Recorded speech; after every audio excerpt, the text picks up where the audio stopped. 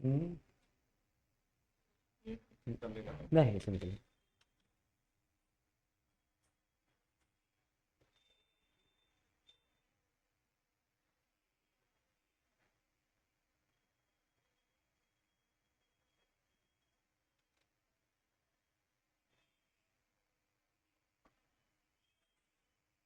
कब कहाँ पेन है ये नहीं फिर।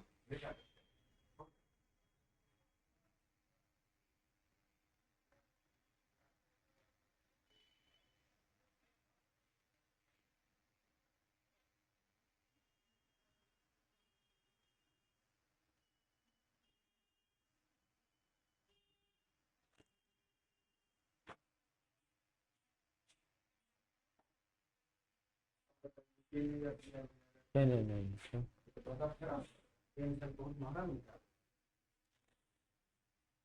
ये ले गए यहाँ पे। आह, रख तेरा गाना।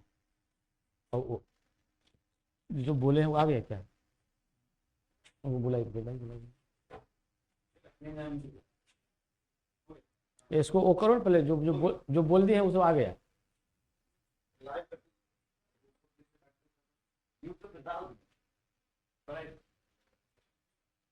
चल। विगत क्लास में मैंने आपसे बात किया था 1786 के अधिनियम, 1786 के अधिनियम के संदर्भ में बात किया और ये कहा था कि लॉर्ड कॉर्नवालिस को गवर्नर जनरल बनाया गया। तो लॉर्ड कॉर्नवालिस ने शर्त रखा था कि भाई हम गवर्नर जनरल बनेंगे तो हमको अधिकार चाहिए, और हम क्या चाहते हैं कि जो परिषद है, तो परिषद यदि कोई डिसीजन लेती है और यदि कोई विषम परिस्थिति आती है तो उस समय हम परिषद के द्वारा लिए गए निर्णय को निरस्त कर सकते हैं। Yes right.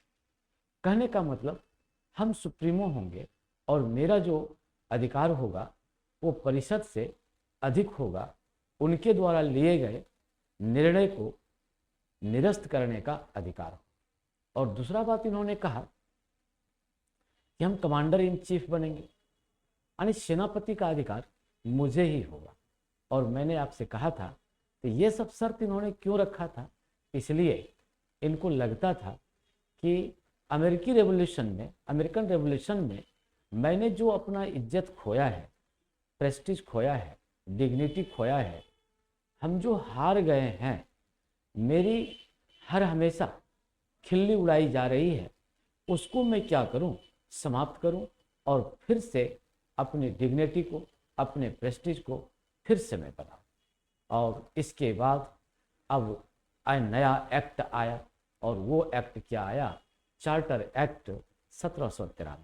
अब यहाँ पर देखिए, ये चार्टर एक्ट 1793 यहाँ पर लाया गया। ये charter act, charter charter act 1793, ये 1793 लाया गया। ये 1793 है चार्टर एक्ट, चार्टर एक्ट 1793। ये चार्टर एक्ट 1793। अब देखिए इसमें एक वर्ड का यूज किया गया है, one word is used, that is charter. ये चार्टर क्या होता है, इस बात को जरा सा समझ लें। ये चार्टर क्या है, चार्टर ये क्या है, इस बात को देखिए। What is charter, what is charter, ये व्हाट इज चार्टर, ये चार्टर क्या है, इस बात को आप ध्यान से देखिए।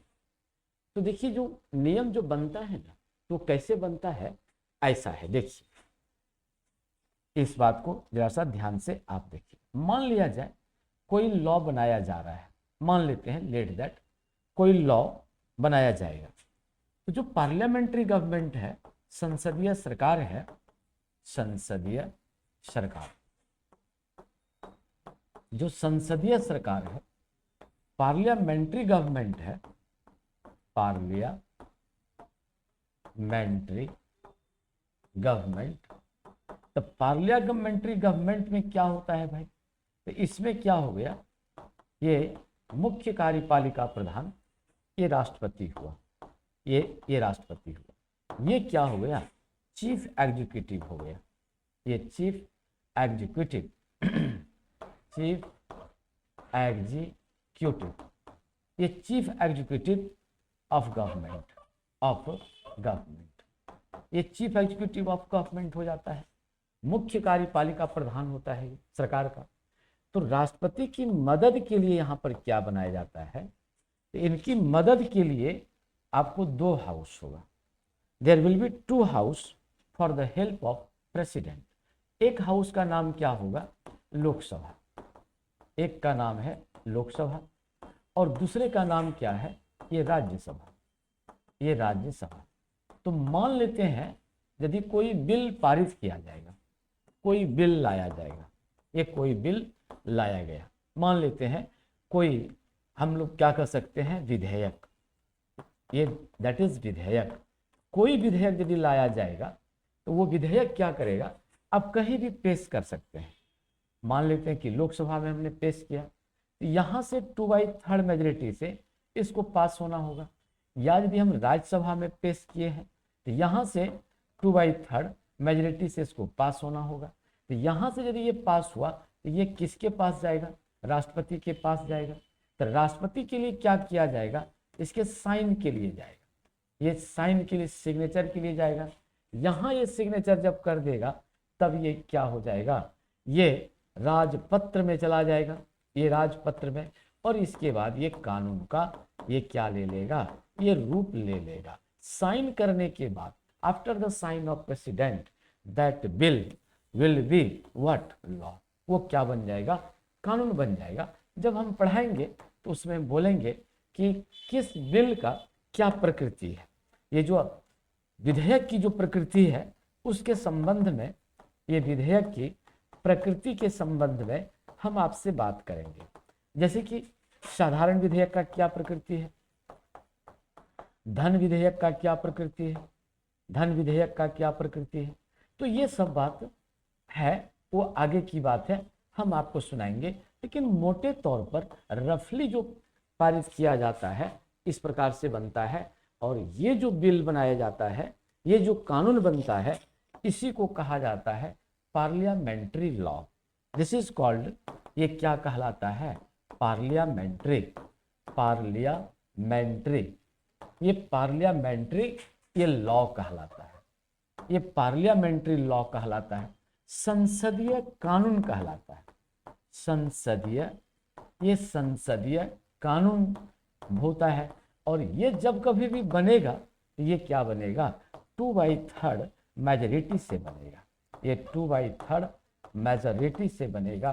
किसके द्वारा बनेगा, जनता की प्रतिनिधि के द्वारा बनेगा, ये जनता, ये जनता की प्रतिनिधि के द्वारा, ये प्रतिनिधि के द्वारा ये बनाया जाएगा। यानी जनता की प्रतिनिधि जो रिप्रेजेंटेटिव ऑफ पब्लिक है वही जाकर के इसको क्या करेंगे, कॉन्स्टिट्यूट करेंगे, लॉ को फ्रेम करेंगे। तो ये है कानून बनाने की प्रक्रिया। अब यहाँ पर आप देखिए, यहाँ पर कौन शब्द का यूज हुआ है, चार्टर शब्द का यूज हुआ है। तो चार्टर में ये सब बात नहीं की जाती, चार्टर में सीधे सीधी जो क्राउन है, जो क्राउन है, यानी इंग्लैंड का जो क्राउन है, इंग्लैंड का जो राजा है, ये क्या करेंगे, आदेश देंगे। ये क्या देंगे, आदेश। आदेश से मेरा यहाँ तात्पर्य है आज्ञा पत्र, ये क्या देंगे, आज्ञा पत्र। और आज्ञा पत्र दे करके वो क्या करेंगे कि भाई आप ठीक है, अमुक कार्य को है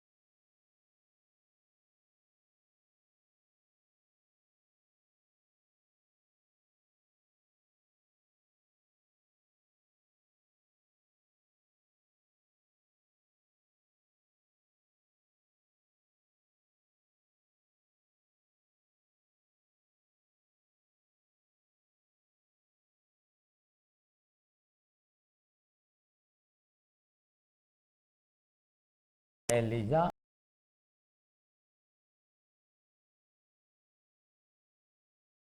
इंडिया कंपनी, ये किसको दिया था?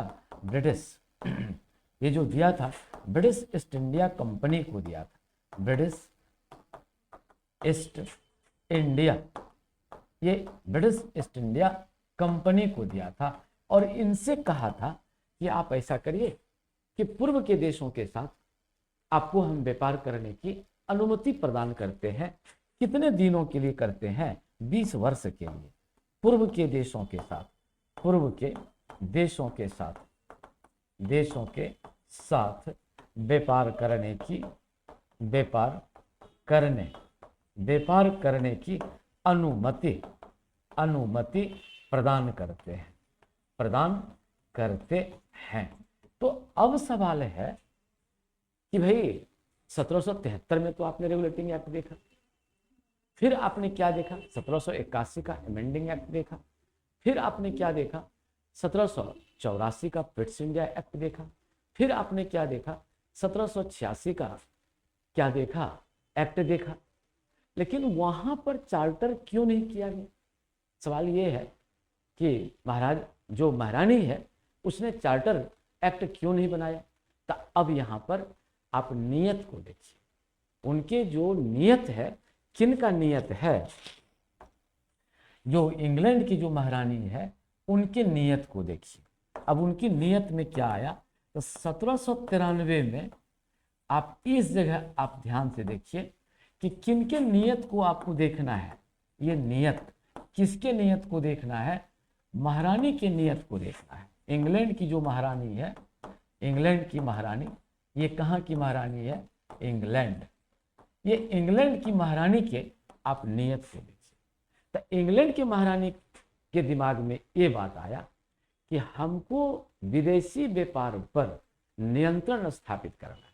जो वैदेशिक व्यापार है, वैदेशिक व्यापार, वैदेशिक व्यापार, ये जो फॉरेन ट्रेड है, ये फॉरेन ट्रेड है, ये फॉरेन ट्रेड, इस पर मुझे क्या करना है? फॉरेन ट्रेड पर नियंत्रण स्थापित करना है, नियंत्रण स्थापित करना है। और इसी नियंत्रण स्थापित करने के लिए उन्होंने क्या पारित कर दिया? चार्टर एक्ट पारित कर दिया। चार्टर एक्ट ये क्या कर दिया? पारित कर दिया, पारित कर दिया। ये चार्टर एक्ट ये क्या कर दिया? ये पारित कर दिया। और कंपनी को यह एहसास दिलाया कि देखिए आप जाकर के हमसे मुक्त नहीं है, आप मेरी एक इकाई मात्र है। आप जो व्यापार कर रहे हैं विदेश में पूर्व के देशों के साथ, वो मेरे अधिकार के द्वारा, मेरे अनुमति से कर रहे हैं। आप हमसे स्वतंत्र नहीं हैं। You are not free from my custody. आप मेरा केवल एक क्या है? इकाई मात्र है। मैंने आपको आदेश दिया है, मैं सुप्रीम अथॉरिटी हूँ। मेरे आदेश के बिना आप पूर्व के देशों के साथ किसी भी प्रकार का व्यापार नहीं कर सकते हैं। इसलिए आपकी जो अस्मिता है, योर एग्जिस्टेंस पावर, वो किससे रिलेटेड है? मुझसे। मेरे बिना आपकी कोई हस्ती नहीं। इसीलिए वैदेशिक व्यापार पर नियंत्रण प्राप्त करने के लिए इन्होंने क्या कर दिया? यह नियम लाया और चार्टर की क्या कर दी गई? घोषणा कर दी गई। तो मैं मानूं कि यहाँ तक बात आपने समझ लिया। तो अब मैं आपसे आगे कहता हूँ कि ये जो चार्टर एक्ट जो बनाया गया, तो कितना